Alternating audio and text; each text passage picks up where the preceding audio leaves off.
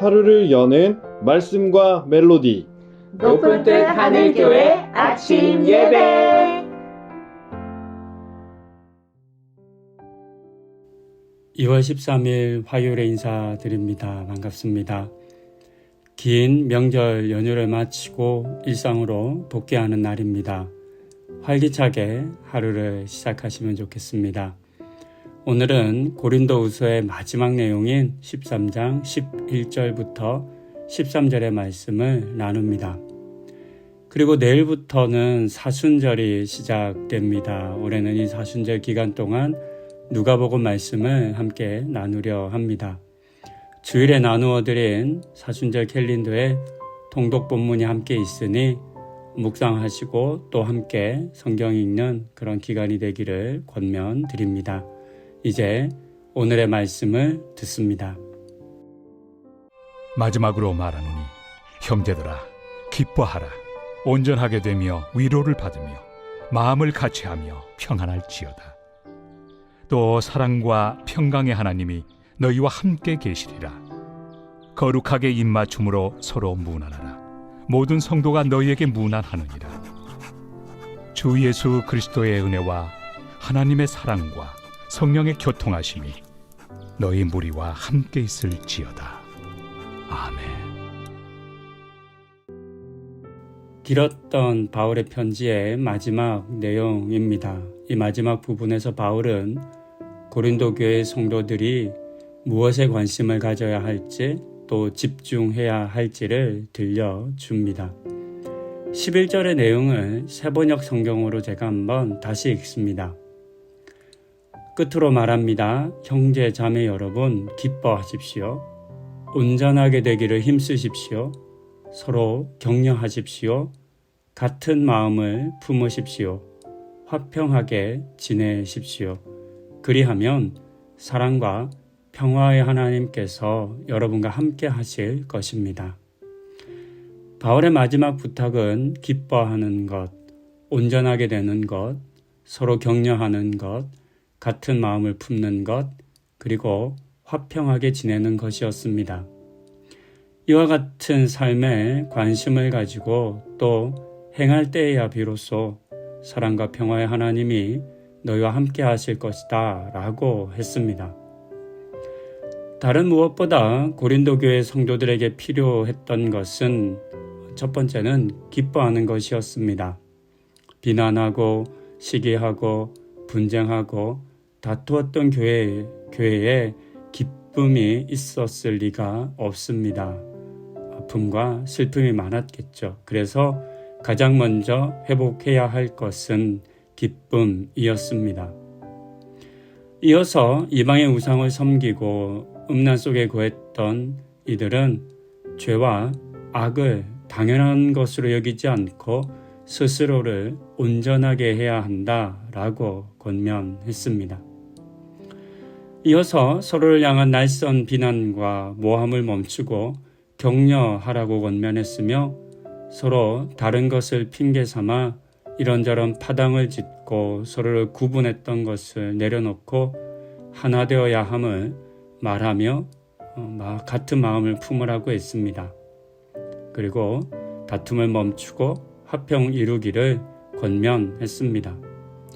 이와 같은 바울의 권면들, 기뻐하는 것, 온전하게 되는 것, 격려하는 것, 같은 마음을 품는 것, 화평하게 지내는 것은 사실 1장부터 계속 이어져 왔던 여러 권면들의 요약이라 할 수 있습니다. 이처럼 바울은 끝까지 고린도 교회와 성도들을 위한 노력을, 그 권면을 멈추지 않고 있습니다. 한편 앞서 보았던 그 11절의 내용을 읽을 때 뒤에 이제 있는 부분을 조건절로 읽게 되면 마치 사람이 무엇인가를 해야만 하나님께서 함께 하시는 것처럼 읽을 수 있습니다. 기뻐해야 함께하고 화평해야 함께하고 그런 의미로 읽을 수 있습니다. 하지만 다르게 읽을 수도 있습니다. 뒷부분을 조건절이 아니라 하나님의 성품 또는 하나님의 특징을 나타내는 내용으로 읽게 되면 이 11절을 전혀 다르게도 읽을 수 있습니다. 우리가 알고 또 믿는 하나님은 기쁨의 하나님, 온전하신 하나님, 격려하시는 하나님, 같은 마음을 품으시는 하나님, 화평의 하나님이십니다. 이 하나님을 우리가 만나고 이 하나님과 함께 있으려면 당연히 우리도 하나님처럼 기뻐해야 하고 온전하고 격려해야 하지 않겠습니까? 슬픔 가운데 우리가 불완전함 가운데 죄 가운데 하나님을 만날 수 없는 것이 너무 당연합니다.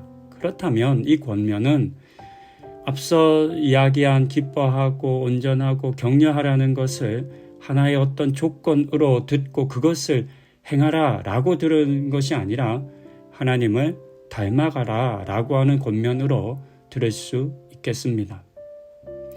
그리고 우리는 이 마지막 권면을 나를 향한 그리고 우리 교회를 향한 권면으로도 받을 수 있겠습니다. 물론 고린도 교회와 상황은 다르고 겪는 문제나 아픔은 다르겠지만 그럼에도 우리가 품어야 할 것, 놓치지 않아야 하는 그런 권면인 것에 있어서는 다르지 않은 것 같습니다. 우리도 놓친 기쁨이 있을 것이고 온전하지 못한 것들이 있고 무너진 것들이 있습니다. 서로를 격려하기보다는 비난하는 것도 있고 하나 되지 못하고 흩어진 마음도 있습니다. 크지 않더라도 이런저런 갈등과 다툼도 있어서 온전히 화평을 이루지 못하고 있습니다. 그렇다면 본문의 이 권면은 오늘 우리에게도 매우 필요하고 또 유용한 권면이라 하겠습니다. 뿐만 아니라 교회나 또는 우리가 신앙생활하는 그런 관계 속에서만 아니라 성도님들의 가정과 일터와 성도님들이 맺고 있는 여러 관계와 공동체 속에서도 마찬가지로 유용한 권면이라 생각됩니다. 그러니 이 권면을 고린도 교회 성도들만을 향한 권면으로 받지 말고 나를 향한 권면으로 오늘 우리 교회를 향한 권면으로 내가 속한 가정과 직장과 일터, 공동체를 향한 권면으로 받고 그래서 다른 무엇보다 기뻐하기를 힘쓰고 회복하려 하고 그렇게 또 온전하려고 노력하고 서로 격려하고 마음을 같이 하는 같은 마음을 품는 그런 우리 성도님들 다 되실 수 있기를 권면드립니다. 이렇게 고린도 교회 성도들을 향한 바울의 권면을 오늘 우리의 권면으로 나의 권면으로 함께 여기고 그래서 그것들을 이루어가는 우리 모든 성도님들 되실 수 있기를 또한 소망합니다. 기도하시겠습니다. 고린도 교회 성도들을 향한 바울의 사랑과 따뜻함이 담겨있는 말씀을 지금까지 보았습니다. 바울을 향해서 너무나 거친 말들을 쏟아내고 너 정말 사도 맞아? 너 안에 있는 예수를 한번 보여봐 라고 말했던 그런 고린도 교회 성도들이었지만 바울은 끝까지 그들을 사랑했고 끝까지 그들이 하나님 안에서 발견되기를 바라는 마음을 전해 주었습니다. 그 내용을 우리가 쭉 살펴보았습니다. 이와 같은 바울의 권면이 있었기 때문에 고린도 교회는 아름다운 교회로 계속 자라가고 성장할 수 있었습니다. 하나님과 같은 은혜가 은혜를 우리도 누리기를 원합니다. 저 옛날 바울이 쓴 편지를 그때 그들만을 향한 편지로 읽지 않게 하여 주시고 오늘 우리를 향한 나를 향한 편지로 읽게 하여 주시고 그 속에 남긴 권면들을 마음에 새기고 또 행하며 살아가며 많은 유익을 얻는 우리 성도님들 다 되는 은혜 허락하여 주시옵소서. 이 모든 말씀 우리 주 예수 그리스도의 이름으로 기도드립니다. 아멘.